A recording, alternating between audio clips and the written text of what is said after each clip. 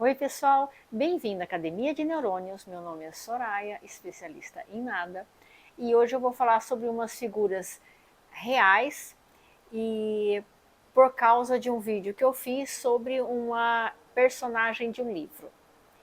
Vamos bater um papinho aqui hoje. Há algum tempo atrás eu fiz esse vídeo falando sobre uma personagem do Fio da Navalha, que é uma pessoa secundária, aparece pouco ali na trama, mas eu achei interessante porque ela era uma mulher que teve muitos percalços na vida, muitas coisas que foram ruins, né? E a personagem, ao invés dela se vitimizar e ficar se lamentando, ela deu a volta por cima e até que acabou bem na trama. E aí eu fiquei pensando se existe na história figuras femininas interessantes que pareceriam até filme, né? Nem pareceriam reais. Existem várias, já acompanhei vários historiadores, várias pessoas comentando sobre elas, e eu quero falar de uma especificamente que eu encontrei nessa biografia aqui da Catarina a Grande, que ela foi uma czarina da Rússia do século XVIII. Mas a vida dela é bem explorada em livros, biografias, e eu acho que até fizeram um filme sobre ela. Mas não é sobre Catarina, é sobre a tia dela, a Elizabeth. E eu achei uma pessoa fantástica para vir aqui. Assim, ela é uma pessoa assim muito interessante para eu contar a história dela aqui para vocês. E vamos ver se vocês concordam comigo que realmente daria um filme só a esse trecho que eu vou falar. Bom, vamos começar pelo começo. Nós estamos falando do início do século XVIII, a Rússia czarista, ou seja, é governada por um único soberano, que não era chamado de rei, mas de czar, e o nome dele era Pedro o Grande. Um homem realmente grande, não só de tamanho, mas também pelos feitos dele, por se envolver em guerras, ganhar algumas guerras, por trazer modernidade para a Rússia. Ele era uma pessoa que se interessava pelas novidades que estavam acontecendo na Europa, ali no século XVIII, que começaram as invenções, começaram o iluminismo e a modernidade, porque a Rússia sempre foi assim meio escanteada da Europa. Ela não era europeia, mas ela também não era asiática. Então ficava ali no meio do caminho e também era bem mais atrasada do que a França, Inglaterra, os outros países mais lá da ponta da Europa. E Pedro Grande, ele se casou com uma camponesa. Isso é uma coisa interessante, ele se interessar em ter uma família com uma pessoa super simples e humilde. E ele teve vários filhos com essa camponesa com quem se casou, né? E entre esses filhos, nós temos a nossa personagem, que é a Elizabeth. Ela era muito bonita, e não só bonita fisicamente, mas ela também tinha um carisma, ela tinha um brilho próprio. Foi muito bem educada pelo pai, que o pai queria que tanto ela quanto os outros irmãos tivessem uma educação europeia, então ela sabia francês, ela estudou vários temas da época, né? E interessante também destacar que o czar Pedro Grande, ele se envolvia com a educação dos filhos, principalmente dela e da irmã que foram que sobreviveram, né? E ele ia lá ver o que elas estavam aprendendo, conversar com elas. Isso não era tão comum assim na época. E ele falava que ele se ressentia por não ter tido a oportunidade de ter uma educação mais assim elaborada, mais fina. Por isso ele fazia questão que as filhas tivessem. Um fato curioso é que com 13 anos ela foi declarada adulta. E isso é uma coisa muito comum. 13 anos de idade você já estava pronta para começar a ter responsabilidades. principalmente se você era da família real de algum dos países ali, de uma das casas da Europa. O Pedro Grande queria casá-la com alguém da realeza de outro país ali, né?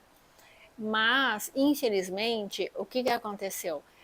A Elizabeth era filha do Pedro, né, que era o soberano, com uma plebeia. E isso manchava, digamos assim, o currículo dela como uma pretendente de alguém ali. Ou seja, ela foi meio que escanteada pelas grandes casas europeias para conseguir uma vaga de princesa ou rainha. E foi um tanto frustrante, porque, em especial, o pai dela queria casá-la com o filho do rei da França. Tanto que ela aprendeu francês, ela aprendeu sobre a história da França, ela teve uma educação mais ou menos direcionada para ocupar esse lugar. Mas ela foi escanteada. E as coisas começaram a dar ruim para Elizabeth. Antes de completar 18 anos, ela perdeu o pai, a mãe, tinham arrumado um casamento para ela com um rapaz nobre, mas não rei, né? E ela tinha se apaixonado por ele, mas ele morreu de varíola. E além disso, a irmã dela, que era muito companheira dela, casou e foi morar longe.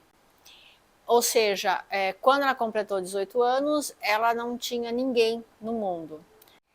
E aí é o seguinte, o pai tinha morrido, o trono não pode ficar vazio. Aí conseguiram o neto do Pedro, um menino de 11 anos de idade, que acabou se tornando então o czar da Rússia, com 11 anos. A Elizabeth acabou fazendo muita amizade com ele, acabaram se dando bem, e isso foi bom para ela. Sabe, é sempre bom você ser amiga dos poderosos hoje em dia, e imagina naquela época em que você perdia a cabeça literalmente muito fácil. Mas também não deu certo, porque o rapaz, uns 3, 4 anos depois de ter assumido o trono, ele morreu de varíola. E aqui é aquela parte que eu sempre falo nos meus vídeos sobre história. Vocês não lembram quão importante é a penicilina e os tratamentos médicos modernos que a gente tem. Porque antigamente, doença era democrática, matava rico, pobre, rei, não importa. A mesma doença passava o rodo em todo mundo. Uma delas era a varíola, que era muito mortal, principalmente na época da Elizabeth, do século XVIII, que é o que nós estamos comentando aqui. Aí ela ficou sozinha de novo e o trono ficou vazio.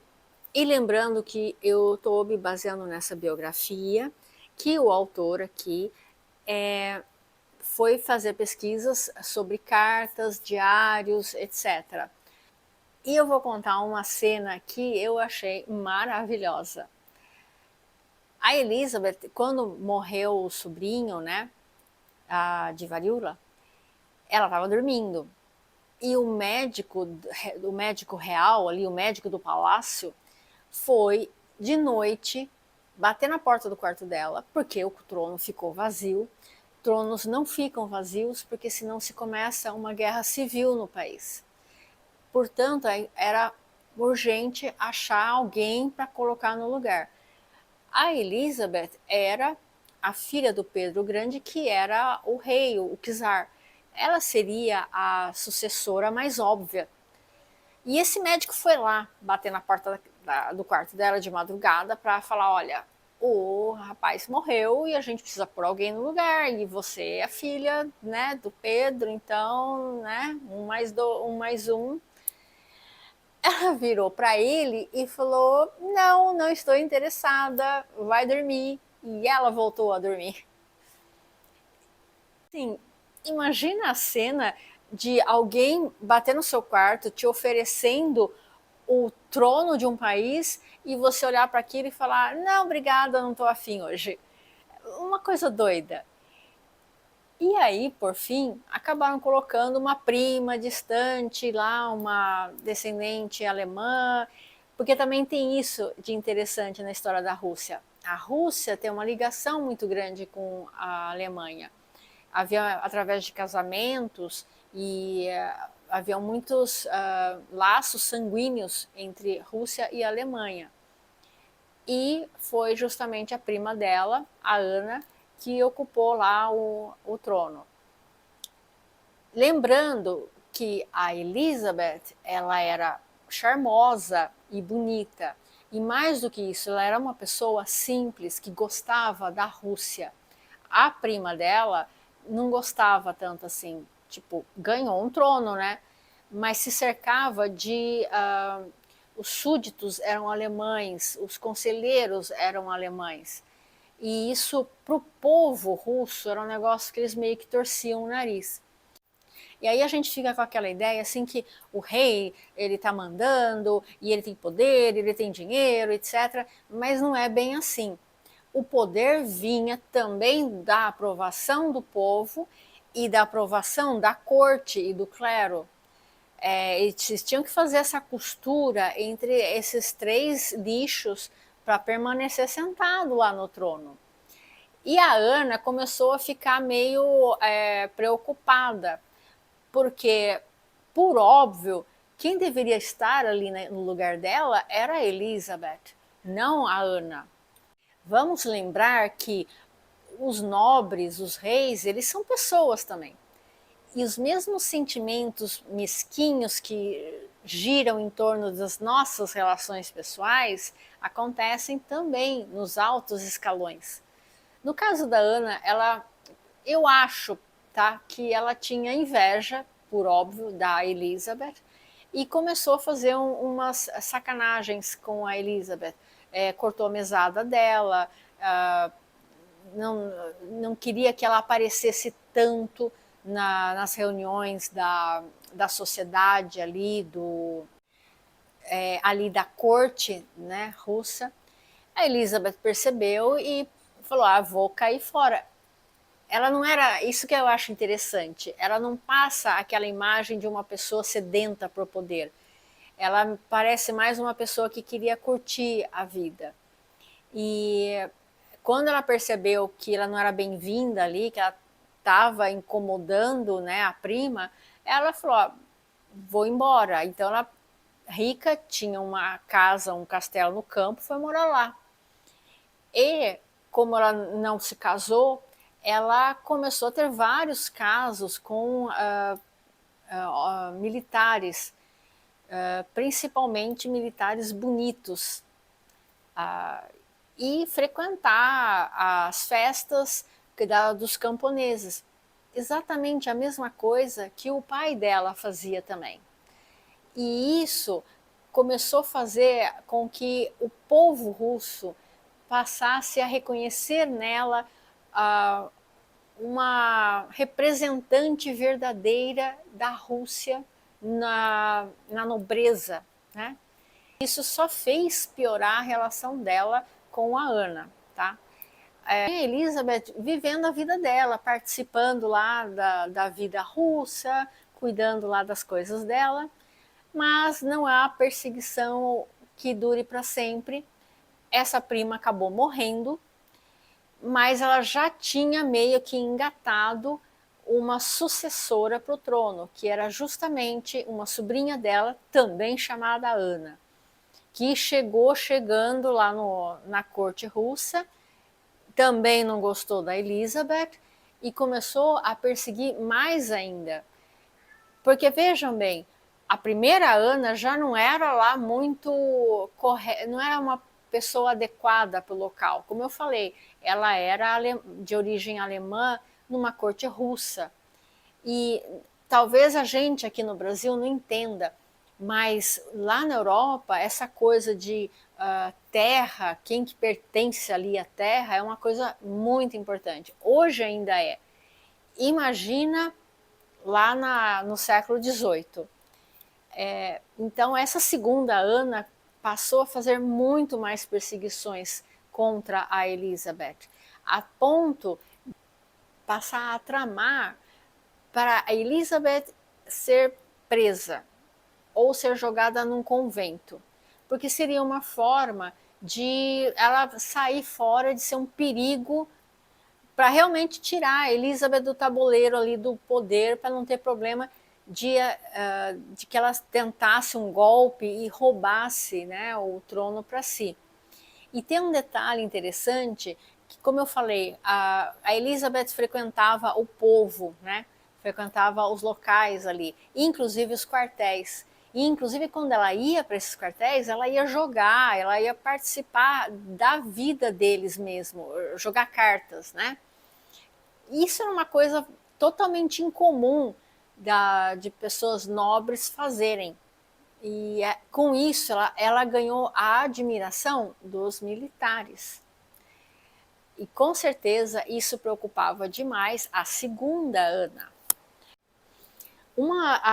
Das coisas que a Ana fazia de maldade com a Elizabeth, que eu falei para você, a Elizabeth tinha vários casos com militares ou com jovens ali, não da corte ali mais alta, mas a mais baixa, e até mesmo cocheiros, qualquer homem interessante acabava caindo nas graças dela.